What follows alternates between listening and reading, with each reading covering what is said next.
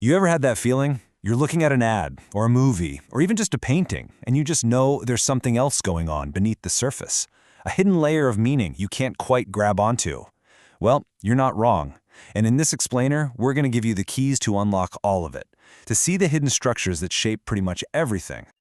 And that's really the core idea here. Every single piece of media you take in is not just a random jumble of images and words. No, it's a carefully built system. It's a language, and it's designed to make you feel and think a certain way, a lot of the time without you even noticing. Because that is exactly what we are about to do. We are going to turn you into a translator. We're going to give you a new, seriously powerful skill for making sense of the world around you. All right, let's get into it. So, the official name for this is semiotics. I know it sounds a little academic, but don't let the name scare you off. At its heart, it's just a really smart, methodical way to break down how texts and images actually create meaning. It's our roadmap to that hidden language. To get started, let's just look at this painting. It's by René Magritte, called The Battle of the Argonne. It's weird, right? You've got this giant rock just floating in the sky right next to a cloud. They seem like total opposites, don't they? Well, this little visual puzzle is actually the key to our very first decoding tool. So the first and maybe the simplest tool in our whole semiotic toolkit is all about understanding meaning by looking at what something isn't. Yeah, you heard that right. We find meaning by looking at these binary oppositions. It's all about the power of direct contrast. Just look at how this breaks down. The clouds on the left, the rocks on the right. One's basically gas, the other is solid. You've got light versus heavy, wispy versus chunky, a blurry outline versus a sharp one. Every single characteristic is a perfect mirror image of the other. Magritte is literally setting up this extreme visual fight for a reason. And here's the punchline. This is the big reveal. By making us compare these total opposites, we suddenly see this strange similarity. They're both just these big, lumpy things floating in the sky. And that's the takeaway. By analyzing everything that makes them different, we find a deeper connection. Contrast literally creates meaning. Okay, so that's how you can analyze a still image. But what about stories? Things that move and change and have characters. For that, we need our second tool. Think of it like a universal blueprint for just about any narrative you can imagine. It's called the actential model. Again, sounds complex, but it's really just a way to spot the 6 fundamental jobs or roles that characters and even forces play in a story to push it forward. So here they are, the 6 key roles. You've got the subject, that's our hero. The object, that's what they're trying to get. Then there's the sender, who kicks the whole thing off, and the receiver, who gets the prize in the end. And of course, you've always got a helper who's on the hero's side and an opponent who's trying to stop them. Seriously, almost any story, from a huge Hollywood blockbuster to a kid's fable, is built with these same pieces.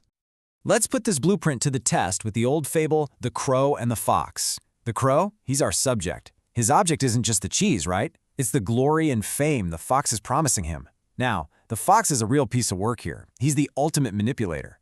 He's the sender, because he starts the whole thing with his flattery, and he's the opponent, because he wants to steal the cheese. This model shows us the story's hidden trick. The fox fools the crow into a fake deal for glory, while the real deal is that the crow loses everything. And now for our third, and maybe our most powerful tool. We've looked at images, we've looked at stories, but what about the logic of truth and lies itself? For that, we need a kind of map for belief. It's called the valedictory square. The entire model is built on this one fundamental tension: the gap between what something truly is, the hard facts, the reality, and what it seems to be, just our perception of it.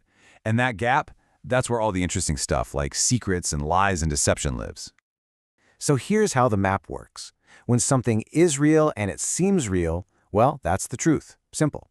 If it's not real but it seems real, that's a lie.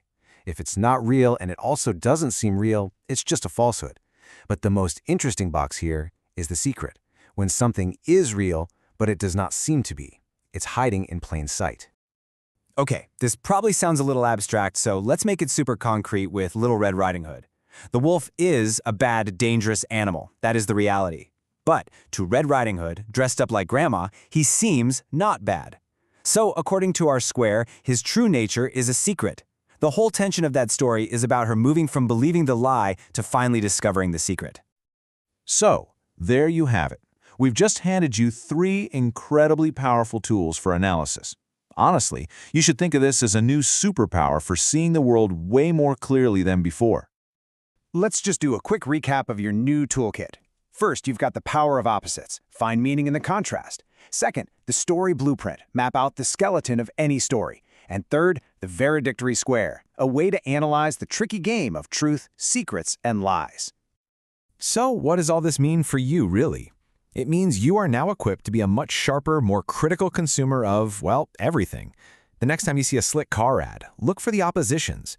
When you're watching a movie, try to map out who's playing what role. And when you hear a big speech from a politician, always be asking yourself, what here is real and what only seems to be? This isn't a hidden language to you anymore. You've got the translation guide. You can see the code behind the curtain. So the only real question left is, what are you going to look at first with your new eyes? What will you decode?